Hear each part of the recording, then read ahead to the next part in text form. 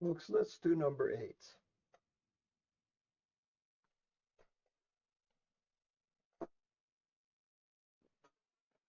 Besides its weight, a 2.8 kilograms object is subjected to one other force. The object starts from rest and in 1.2 seconds experiences a displacement of 4.2 meters in the I hat direction, negative 3.3 meters in the J hat direction. I'm not going to use my notation. I'm going to try and use the notation from the standard notation that they're going to use, where the direction of J is upward in the vertical direction. Determine the other forces. All right, folks. But before we do, let's think about this. And I will make my videos, um, um, I'm going to just, anyway, whatever. All right. So you have a 2.8 kilogram object. Um, I'm just going to call this FG. So you have that. It's suspended to one other constant force. Now let's put that force. Now this is just a force of gravity. Let's put that force somewhere in there. Let's put it at some angle. We can kind of orient this. And let's just call it F. The object starts from rest, and once you apply that force, 1.2 seconds later, it experiences some displacement. So the way I like to think about this, folks, is this. You have an object, and I'm going to use my notation for this. And you have some, it starts at some origin, and this is when t equals 0 seconds. And at t equals 1.2 seconds, you have an object that's being displaced 4.20 meters and negative 3.30, I didn't draw that well, but that's okay, meters in the j hat direction. So this would be 1.20 seconds. So you can kind of sort of get an idea if you kind of draw this well. It's a little hard to draw this on the scratch pad, but this is the way I like to model my objects. I like to separate the movement from the force diagram. So the question is asking, it starts from rest, so then we know that the initial velocity is 0. And in 1.2 seconds, it experiences some force. So let's do this. Let's separate the motion from the horizontal motion and the vertical motion.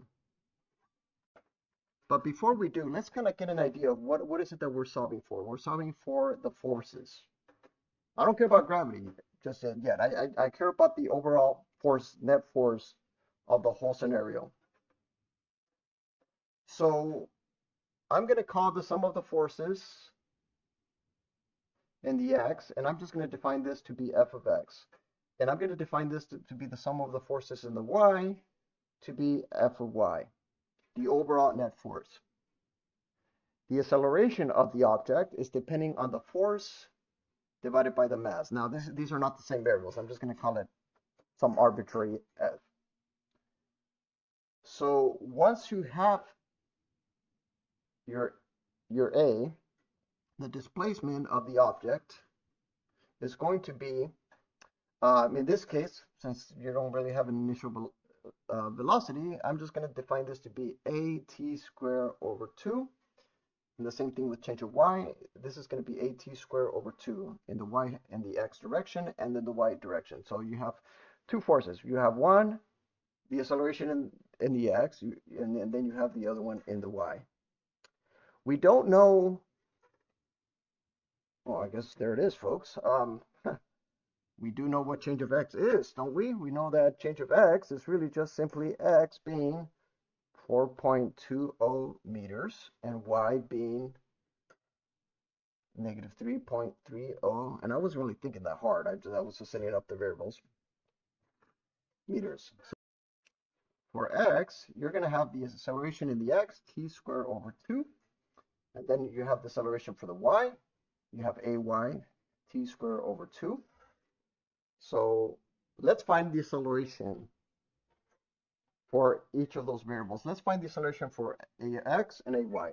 And once we do that, we can already say that that's the sum of the forces in the x, not the answer, but the sum of the forces in the x would have to be the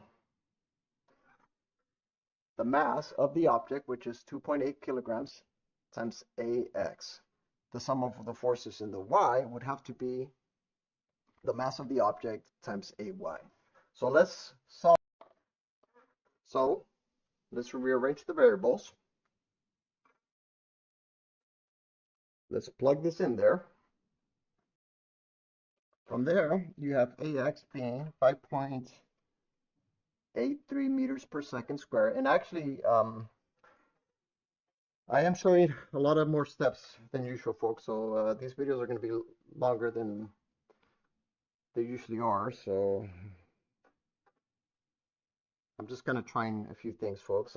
But if you guys have any suggestions, please, you know, get them in the comment sections below. Anyways, so now you have two accelerations that we just solved. Now we're going to take this value and we're going to multiply by the mass. So we're going to take 2.8. We're going to take the mass being 2.80. We're going to multiply them. And you get f of x being 16.33 newtons and f of y being negative 12.83 newtons. All right, so we're not done yet.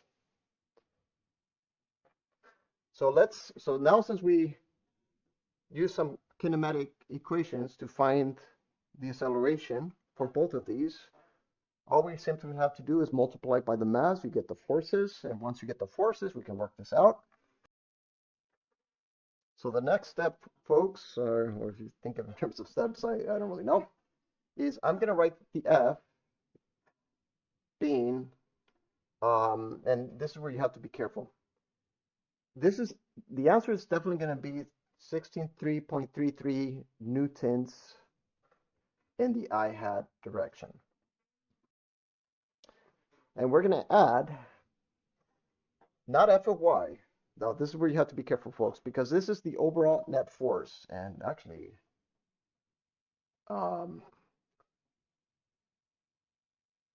this is included gravity, so we're going to subtract a little bit by mg. So we're going to take that negative 12.833 repeating value,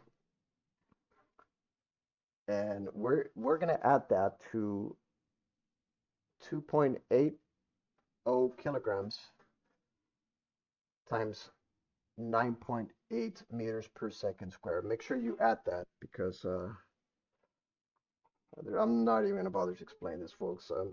I'm way too tired. But this is what you have to do. You kind of have to think about this because this is including gravity. We're gonna take gravity off of that variable, and according to this, I got a positive net result.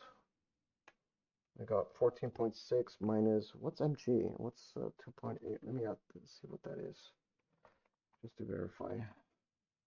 Yeah, 27.44 newtons pulling downward. So taking gravity off the equation, you have the overall force being 14.61 newtons in the j hat direction. This is the answer, folks. I hope this helps. So, where is the direction of j in the vertical? Oh, I guess we didn't really need to find dx, I guess, but whatever. I don't really care. All right. So once you've